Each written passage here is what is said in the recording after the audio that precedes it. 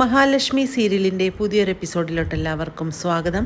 അങ്ങനെ കരുണയാണെങ്കിൽ മുത്തശ്ശിയോടും പ്രതാപനോടുമായിട്ട് പറയുന്നുണ്ട്, കമലേശ്വരത്ത് താമസിക്കാനായിട്ട് മഞ്ജുവും സാഗറും എത്തിയിട്ടുണ്ടെന്നും അവരെല്ലാവരും അവിടെ അവകാശം സ്ഥാപിക്കാനായിട്ട് എത്തിയിരിക്കുകയാണെന്നും ഞാൻ ഇനി ഒരിക്കലും അങ്ങോട്ട് പോകില്ല എന്നും ഇതിലും ഭേദം ഞാൻ മരിച്ചു കളയുന്നതാണെന്നെല്ലാം പറഞ്ഞുകൊണ്ട് വളരെയേറെ ദേഷ്യപ്പെടുന്നുണ്ട് കരുണ. പണ്ടൊക്കെ ഞാൻ എന്ത് പറഞ്ഞാലും അച്ഛൻ എനിക്ക് സാധിച്ചു തരുമായിരുന്നു. ഇപ്പോൾ അച്ഛനെ കൊണ്ട് ഒന്നിനും പറ്റില്ല. അച്ഛൻ ആ ലക്ഷ്മിയെയും കണ്ണനെയും എല്ലാം പേടിയാണ്. അതുകൊണ്ട് ഒരിക്കലും ഞാൻ ഇനി ഇവിടെ ജീവിച്ചിരിക്കില്ല എന്നെല്ലാം പറഞ്ഞുകൊണ്ട് കരുണയാണെങ്കിൽ ദേഷ്യത്തോടു കൂടി തന്നെ മുകളിലോട്ട് പോകുന്നു. ഇത് കണ്ട് ആകെ പ്രയാസപ്പെടുന്നുണ്ട് പ്രതാപനും മുത്തശ്ശിയും. അങ്ങനെ പ്രതാപം പറയുന്നത്, എൻ്റെ മോളുടെ വിഷമം കണ്ടു നിൽക്കാൻ എനിക്ക് കഴിയില്ല അമ്മേ. അവൾ ഇനി മരണത്തെക്കുറിച്ച് ഇനി ചിന്തിക്കാൻ കൂടെ പാടില്ല എന്നെല്ലാം പറയുകയാണ്. പിന്നീട് പ്രതാപനാണെങ്കിൽ വാമദേവനെ കാണുന്നുണ്ട്. അങ്ങനെ വാമദേവനാണെങ്കിൽ പണ്ട് തൻ്റെ ലോറിയുടെ കാര്യങ്ങളെക്കുറിച്ചെല്ലാം പറയുന്നുണ്ട്. താൻ ആ ലോറി ഉപയോഗിച്ച് ആരെയെല്ലാം കൊന്നിട്ടുള്ള കാര്യം തനിക്കറിയില്ലേ?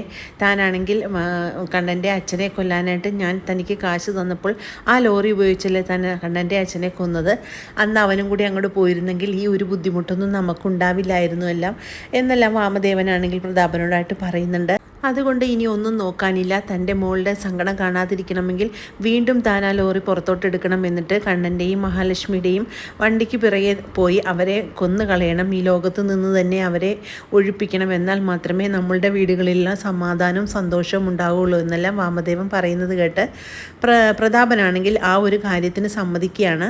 പിന്നെ തൻ്റെ ലോറി കിടക്കുന്നിടത്ത് പോയി കൊണ്ട് തന്നെ പ്രതാപനാണ് ഈ ലോറിയോടായിട്ട് സംസാരിക്കുന്നു. ഇനി ഞാൻ എൻ്റെ ആഗ്രഹങ്ങളെല്ലാം നീ സാധിച്ചു തരണമെന്നെല്ലാം പറയുകയാണ്. അങ്ങനെ വീട്ടിൽ തിരിച്ചെത്തുന്ന പ്രതാപനോട് മുത്തശ്ശി ചോദിക്കുന്നുണ്ട്, നീ ഇത്രയും നേരം എവിടെയായിരുന്നു പ്രതാപ എന്ന് ചോദിക്കുകയാണ്. ഞാനാണെങ്കിൽ ആ ലോറിൻ്റെ അടുത്ത് പോയിരിക്കുകയായിരുന്നു. ആ ലോറി ഉപയോഗിച്ച് അവരെ രണ്ടുപേരുടെയും കഥ കഴിക്കാൻ തന്നെയാണ് എൻ്റെ തീരുമാനം. എൻ്റെ മോളുടെ കണ്ണീര് എനിക്കിനി കണ്ടുകൊണ്ട് നിൽക്കാൻ സാധിക്കില്ല.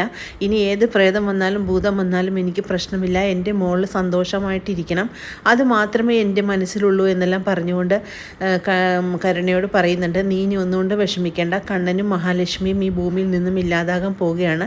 അതിനുള്ള ശ്രമമാണ് ഇനി അടുത്ത് ഞാൻ ചെയ്യുന്നതെന്നെല്ലാം പറഞ്ഞുകൊണ്ട് പ്രതാപൻ അകത്തോട്ട് പോകുന്നു. ഇത് കേൾക്കുന്ന കരുണയ്ക്കാണെങ്കിൽ വളരെ സന്തോഷമാകുന്നുണ്ട്. കരുണ പറയുന്നുണ്ട്, ഞാൻ എന്താണെങ്കിലും കമലേശ്വരത്തോട്ട് പോകുന്നതിന് മുമ്പ് ആ ലക്ഷ്മിയെ പോയി ഒന്ന് എനിക്ക് കാണണമെന്ന് പറയുകയാണ്. അവളുമായിട്ട് എനിക്ക് യാതൊരുവിധ ദേഷ്യമില്ലാന്ന് അവളുടെ മുന്നിൽ എനിക്ക് വരുത്തി തീർക്കണം. എന്നിട്ട് വേണം എനിക്ക് കമലേശ്വരത്തോട്ട് പോകാനെന്ന് പറയുകയാണ്. അതേസമയം പിറ്റേ ദിവസം തന്നെ നമ്മുടെ കരുണയാണെങ്കിൽ ലേഖയുടെ വീട്ടിലെത്തുന്നുണ്ട്. അങ്ങനെ ലേഖയാണെങ്കിൽ ആരാ എന്ന് ചോദിക്കുന്ന സമയത്ത് കരുണയെ കാണുന്നത് ലേഖ ഒന്ന് ഞെട്ടുന്നുണ്ട്. ലേഖ ചോദിക്കുന്നുണ്ട്, നീ എന്തിനാണ് ഇപ്പോൾ ഇവിടെ വന്നതെന്ന് ചോദിക്കുകയാണ്. എനിക്ക് ലക്ഷ്മിയെ ഒന്ന് കാണണം, അതിനു വേണ്ടിയാണ് ഞാനിവിടെ വന്നതെന്ന് പറയാണ്. അതേസമയം ആരാണ് വന്നിരിക്കുന്നത് നോക്കാനായിട്ട് മഹാലക്ഷ്മി ആണെങ്കിൽ പുറത്തോട്ട് വരികയാണ്. അങ്ങനെ മഹാലക്ഷ്മി ആണെങ്കിൽ നമ്മുടെ കരുണയെ കാണുന്നതും മഹാലക്ഷ്മിയും വല്ലാതെയാകുന്നുണ്ട്. എന്നിട്ട് ചോദിക്കുന്നുണ്ട്, നീ എന്തിനാണ് ഇങ്ങോട്ട് വന്നത്? എനിക്ക് യാതൊരു താല്പര്യവുമില്ല നിന്നെ കാണാനെന്നല്ല മഹാലക്ഷ്മി പറയുന്നത് കേട്ട് കരുണ പറയുന്നുണ്ട്, നീ എന്നോട് ക്ഷമിക്കണം. എൻ്റെ അന്നേരത്തെ ദേഷ്യം കൊണ്ടാണ് ഞാൻ അങ്ങനെയൊക്കെ പറഞ്ഞത്. എനിക്കതുകൊണ്ട് ഇപ്പോൾ ദേഷ്യമൊന്നുമില്ല. നിന്നെപ്പോലെ തന്നെ എനിക്കും അമ്മയാകാനുള്ള കഴിവുണ്ടെന്നാണ് ഡോക്ടർ പറഞ്ഞിരിക്കുന്നത്. അതുകൊണ്ട് എനിക്ക് നിന്നോടുള്ള എല്ലാ ദേഷ്യവും പോയെന്നും നീ ഇവിടെ താമസിക്കേണ്ടവളല്ല, നീ എത്രയും പെട്ടെന്ന് കമലേശ്വരത്തോട്ട് വരണമെന്നെല്ലാം പറയുകയാണ് മഹിയോട്. പക്ഷേ മഹിക്ക് ഇതിനെല്ലാം ഒരു പന്തികേടായിട്ടാണ് തോന്നുന്നത്. മഹി പറയുന്നുണ്ട്, നീ എന്നോട് ആത്മാർത്ഥമായിട്ടാണ് ഈ പറഞ്ഞതെങ്കിൽ അതിന് നല്ലത് തന്നെ നിനക്ക് സംഭവിക്കും. പക്ഷേ നീ എന്നെ ചതിക്കാൻ വേണ്ടിയാണ് ഇങ്ങനെയൊക്കെ പറഞ്ഞതെങ്കിൽ അതിൻ്റെ ഒരു ഫലം നീ അനുഭവിക്കുക തന്നെ ചെയ്യുമെന്നെല്ലാം കരുണയോടായിട്ട് മഹി പറയുന്നുണ്ട്. അപ്പോൾ കരുണ പറയുന്നുണ്ട്, നീ എന്നെ ഒന്നും തെറ്റിദ്ധരിക്കണ്ട, ഞാൻ ആത്മാർത്ഥമായിട്ട് തന്നെയാണ് ഇവിടെ വന്ന് നിന്നെ കണ്ടതും വിളിച്ചതും എന്നെല്ലാം പറയുകയാണ്. പിന്നീട് തിരിച്ച് കമലേശ്വരത്തെത്തുന്ന കരുണയെ കാണുന്നതും ഉണ്ണി ചോദിക്കുന്നുണ്ട്, നിന്റെ ദേഷ്യമെല്ലാം ഇത്ര എളുപ്പം പോയോ? നിനക്ക് നിന്റെ മുഖത്ത് വല്ലാത്തൊരു സന്തോഷമുണ്ടല്ലോ എന്നെല്ലാം പറയുകയാണ്. അതേ ഉണ്ണിയേട്ടാ, എൻ്റെ സന്തോഷമെല്ലാം തിരിച്ചു വന്നു. അതിനൊരു കാരണമുണ്ട്. അച്ഛനാണെങ്കിൽ എല്ലാ കാര്യത്തിനായിട്ട് ഇറങ്ങി തിരിച്ചിരിക്കുകയാണ്. ഇനി നമുക്ക് ലക്ഷ്മിയെയും കണ്ണനെയും കൊണ്ട് യാതൊരുവിധ ശല്യവും ഉണ്ടാകില്ല എന്നെല്ലാം പറയുന്നുണ്ട്. അച്ഛനാണെങ്കിൽ ആ ലോറി ഉപയോഗിക്കാനായിട്ട് തീരുമാനിച്ചു കഴിഞ്ഞു. അച്ഛൻ്റെ ആയുധമാണ് ആ ലോറി എന്നെല്ലാം പറയുന്നത് കേട്ട് ഉണ്ണിക്കൊന്നും മനസ്സിലാകാതെ നിൽക്കുകയാണ്. അങ്ങനെ ഉണ്ണിയോടായിട്ട് കാര്യങ്ങളെല്ലാം തന്നെ കരുണ വിശദീകരിക്കുന്നുണ്ട്.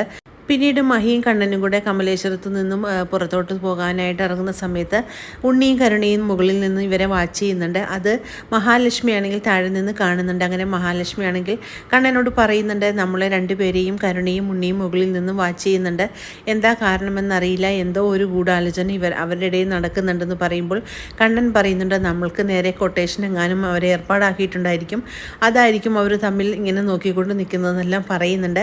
അങ്ങനെ നമ്മുടെ കണ്ണനാണെങ്കിൽ ഡ്രൈവറോടായിട്ട് പറയുന്നുണ്ട്, എന്തായാലും സുമേഷ് ചേട്ടൻ നോക്കിയല്ല ഒന്ന് വണ്ടി ഓടിക്കണം, എന്തോ ഒരു പന്തികേട് മണക്കുന്നുണ്ടെന്നെല്ലാം പറയാണ്. അങ്ങനെ അവർ രണ്ടുപേരും നോക്കിക്കൊണ്ട് നിൽക്കുകയാണ് ഉണ്ണിയും കരുണയും.